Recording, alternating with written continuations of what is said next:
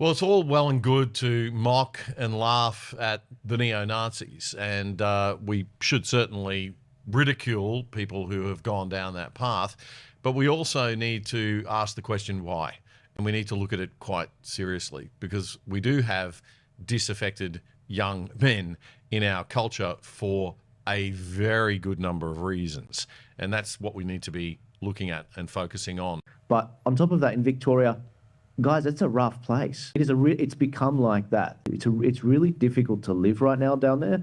The streets are being taken over by the radical left and the radical right. And to an extent, you can't blame the NSN for trying to protect the protest. I mean, they're just at that level of the collapse of their state. That's where they're at.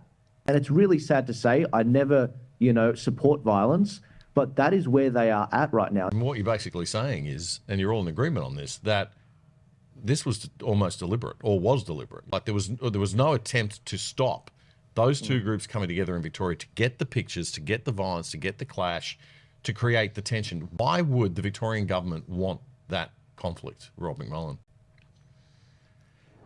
I think just to give a bit of context, I saw online, like fact check me on this, but recently there was a night of terror from home invasions from African gangs. But all the bureaucrats and the news say, oh, we've got Nazis. I mean, they never mention communists. They never mention aggressive anti-fascist communists and Marxists, but they highlight so much, oh, we've got Nazis on the street. But I mean, people are having their homes invaded.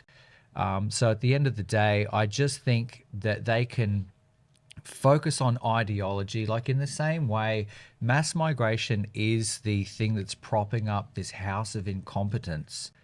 And in the same way, you can look at really clear-cut, horrendous issues with crime and people's safety in their homes and cultural issues, but they can just go, oh, look, there's some scary men in black, there's Nazis, and it's just a really convenient scapegoat.